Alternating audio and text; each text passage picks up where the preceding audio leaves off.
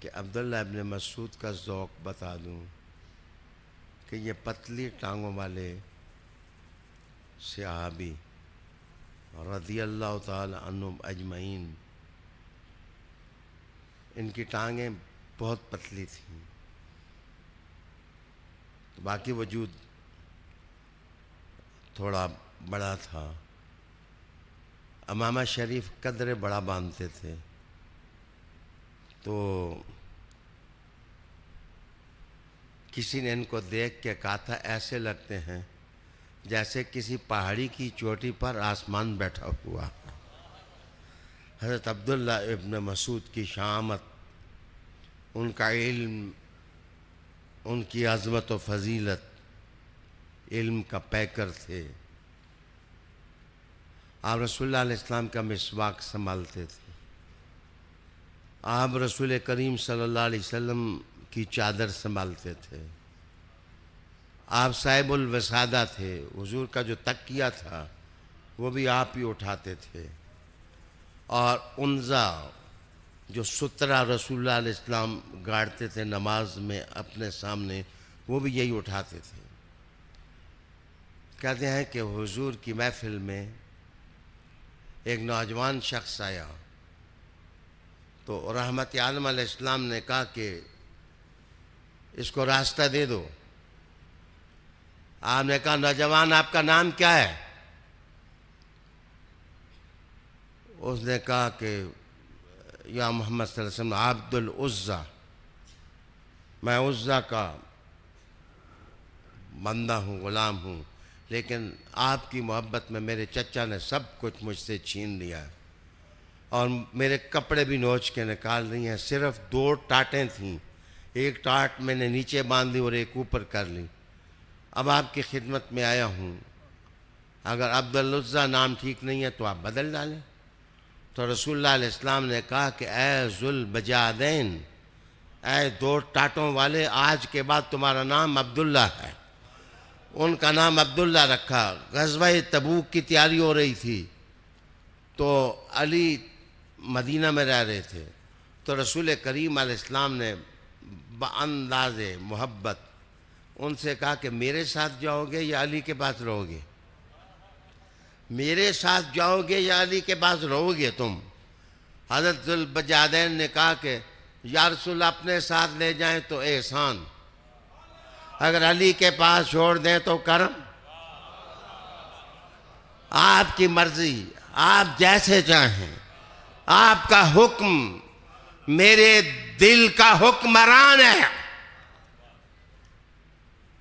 رسالت مآب صلی اللہ علیہ وسلم نے کہا چلو میں تمہیں ساتھ لے چلتا ہوں۔ آپ گئے تو چاندی کوس کے فاصلے پر گئے تو کہتے ہیں کہ پہلی جنگ تھی جس میں کچھ مشکوک لوگ بھی لشکر میں شامل ہو گئے تھے۔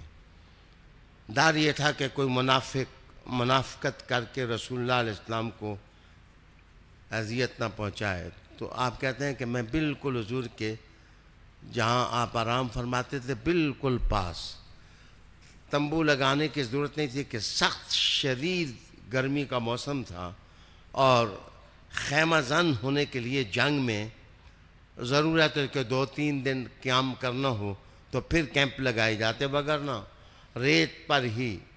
وہ کیا قوم تھی کہ ریت ہی کو سرہانہ بنائے اور ریت ہی کو بستر بنا ہے، اور سفر میں اپنے پاؤں کی آبلا پائیوں پر اپنے اماموں کی تنیاں بنا کر وہ جناب پٹیاں باندھ کر کے چلے۔ جناب سپر پاورز کو گرانے والے یہ لوگ تھے۔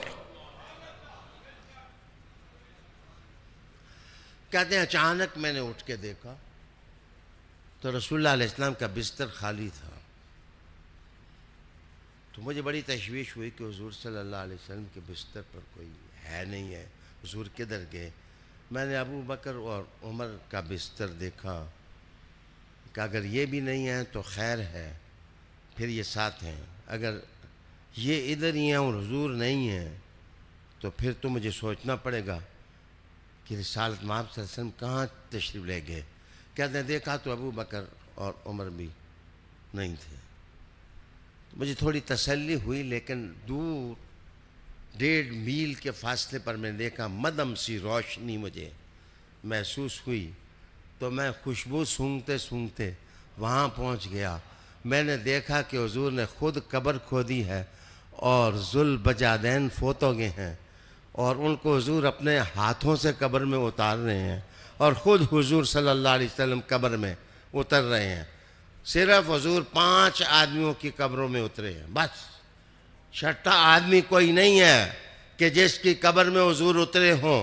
ایک ذوالبجادین ہے اور دوسری فاطمہ بنت اسد ہے جن کی قبر میں حضور لیٹے تھے. معاف کرنا 3 نہیں بتاتا، کبھی پھر بتاؤں گا کہ وہ 5 کون کون ہیں. حضور تو 5 کی قبر میں اترے لیکن حضور کی قبر میں ایک ہی اترا. وہ ایک ہی اترنے والا کون تھا؟ علی علی علی علی.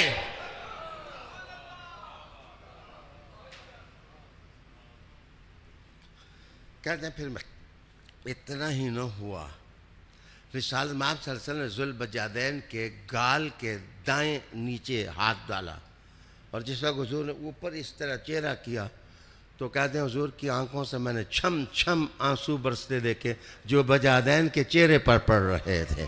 اور میں نے کہا یا لیتنی کنت صاحب ھذا القبر، اے کاش کہ میں اس قبر میں دفن ہوتا اور اس کو غسل محمد عربی کے اشک رواں دیتے.